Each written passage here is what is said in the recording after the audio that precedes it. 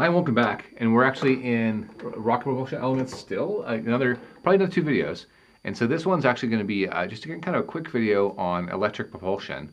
And this is chapter 17 in the book. And again, it's kind of a great introduction. They're entire textbooks, honestly, on electric propulsion. So this is really just a sort of a sweet teaser, if you will. Really, the main book is sort of on. I would almost call it like orbital class rockets, like things that you would use to go into space. And so things that can provide high thrust.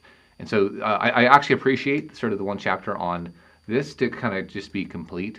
And some of that actually gets down to, hey, I would almost frame it as, is there another way we can do this other than chemical propulsion? And so that's actually the spin I'm going to kind of take on it here. I'm going to sort of frame it from a, is there anything else we can do point of view? And then we'll kind of talk about the pros and cons of where electric propulsion currently sits. Okay, and so I'm actually going to start off with this diagram. So Sutton et al. And it actually took me a while to find a decent one. Okay, and some of it is just the electric propulsion world tends to think a little bit differently than sort of us or orbital class rocket scientists. Okay, because the thrusts are so small, what they usually plot is maybe ISP versus power. Okay, but it's linked. Okay, and their metric may be how much thrust are you getting per watt. Okay, so there are, which all of this is related, and so it actually took a little while to find something that so sort of log plot here, if you will, a specific impulse, and the log plot versus thrust. Now, the one I was really looking for was sort of, but not nearly as clean as this picture. There would be ones that actually talk about thrust to weight of the vehicle. Now, that's actually what you're caring about. Okay, so because when you're at thrust to weight, I'll just start it right up here. If you're at thrust to weight, if you can get over 1, you're not talking about something that can actually accelerate you. Okay, rockets in the launch pad usually are somewhere from 1.1 to 1.3 to sort of get off, which again, if they're pointed vertically, that means they're only accelerating at 0.1 Gs for a little while. It eventually gets lighter and they pick up more speed and kind of go. I mean, a rocket can get somewhere between 5 and 7 Gs right before engine cutoff. Okay, human rockets would actually throttle back to not exceed 5, but it's not unheard of for an uncrewed rocket to get up to 7 Gs. By the time you're close to burnout. Okay, engine is still thrusting as much, but your vehicle is now super light. So you can see here chemical, right? And also chemical can go from really, really tiny. I mean, there are companies out there that make like tiny chemical thrusters, all the way up to bazonkers. Okay, that curve, I don't know why it necessarily ends at 10 to the 7, but it can get quite big. I mean, some of the new, the BE4 engines, the Raptor engines, those are some big honking things. Okay, nuclear thermal will show up here as higher thrust, and so it's not in this electric chapter book, but I'll sort of basically talk about it here. And so what you have is you have some sort of nuclear reactor, and the current designs are actually to flow. I'll do a different color.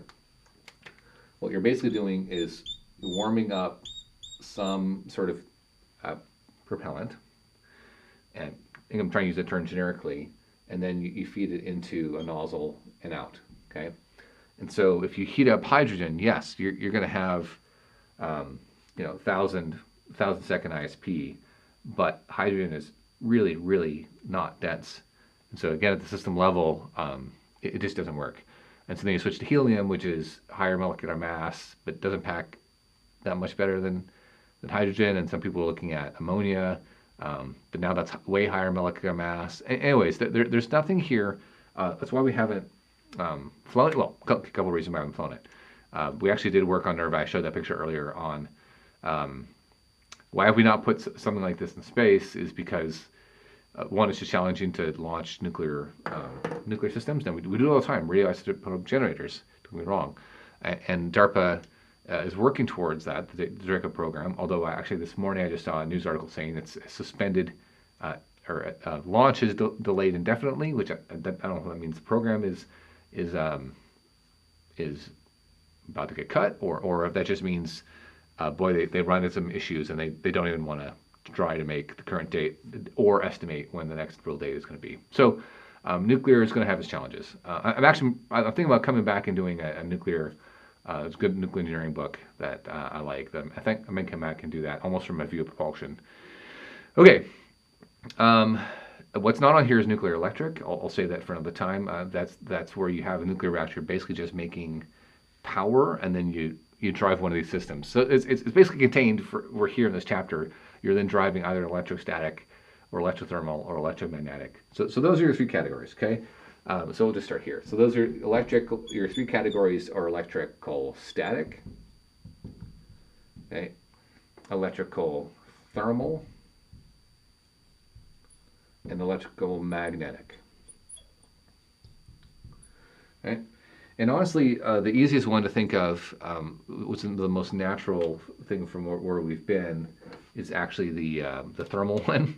Honestly, there's your little rocket engine, and I'll draw a little resistor. Okay, it's called a resistor jet, where you're flowing. Again, take some gas, almost like this. You can take some like hydrogen, if that's hydrogen, maybe this is hydrogen or xenon or something. You're flowing it and you're warming it up and then sending it out the back. Okay, so that works. Again, not too crazy. The ISP is not great, but guess what? It's super simple. This is beyond simple, and that's really the pro of it. Okay.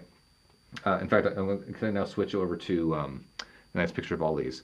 But generically, before I leave the specific impulse, electrostatic has really great efficiencies, because that's some of the best. We'll talk about some of the different classes of electrostatic, and then electromagnetic gets you to those higher powers at a little bit less specific impulse. And so, when I mentioned nuclear electric, it's actually, okay, let's use the nuclear, this would be sort of on a Mars trajectory. It would be, let's use a nuclear reactor to make the power and then push with one of these options. Okay, so this is a great diagram of basically all of these.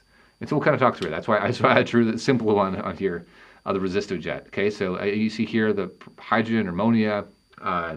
You can do it as decomposed hydrogen. That actually adds a kick, because it's a monopropellant. And so you're really just sort of adding extra heat, electrical heat from it. And so, yeah, very super simple system. Now, ion, this is an example. Both arc jet and ion is an example of the electrostatic. So basically, no magnetic fields. And the arc jet, here you have a cathode, and you're literally you're kind of sparking across the gap, the anode, creating this massive arc, which really warms up the gas. Actually, sometimes it slightly ionized. See that? And so you can get really a pretty good kick. And then in the ion engine, this is actually, you can see here, it's kind of a confined plasma. And so you have an electron source that is coming in and sort of kicking this into plasma, but that's a magnet. And I apologize, I said this was electrostatic. It's electromagnetic. Okay. And then it's sort of going through this exhaust screen, and then you have these electrons here that you basically add back in to make this a neutral beam. So it's not curling back on the spacecraft itself. Sort of following the magnetic lines. At this point, you want it to just kind of keep going straight out. Okay, and then your this plasma thruster would just kind of be your magnets creating the cathode and cathode, heating it from this process, and then going out the back. So there's a couple more here I want to talk about from the magnetic, and also it's sort of the pulsed. There's one called the pulsed plasma, and I actually both when I was an undergraduate researcher, and then I did a little bit of work as faculty, and then actually now again as Venus. I've done some work in a dense plasma focus system, and that's actually kind of my favorite version of all of this. Okay, so dense plasma focus.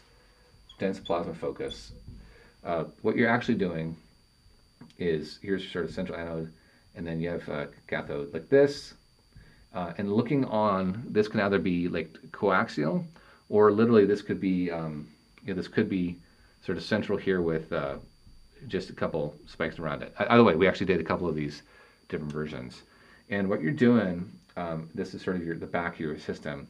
You actually arc it in a way that sort of creates almost a snowplow, as it's sort of, this is sort of fast forwarding in time. You charge it and you discharge it really quick. And what happens This is actually, it's a fusion device. And you actually create a pinch here.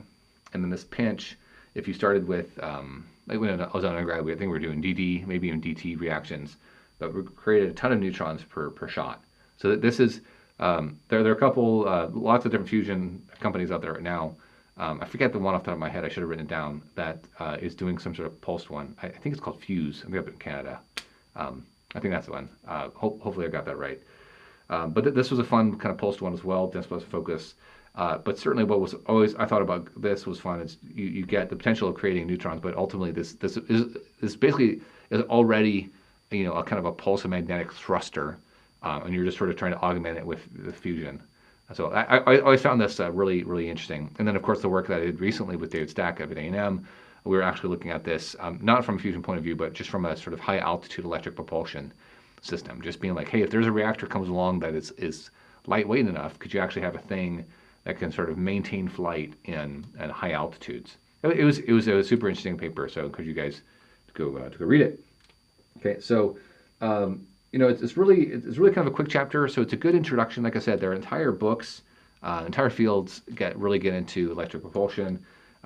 Certainly, you know, these kind of diagrams, just like the simple rocket engine diagram, doesn't highlight necessarily exactly how the challenges or the pros and cons, the cost, any of those kind of real engineering things. And so there's a little bit of discussion in the book.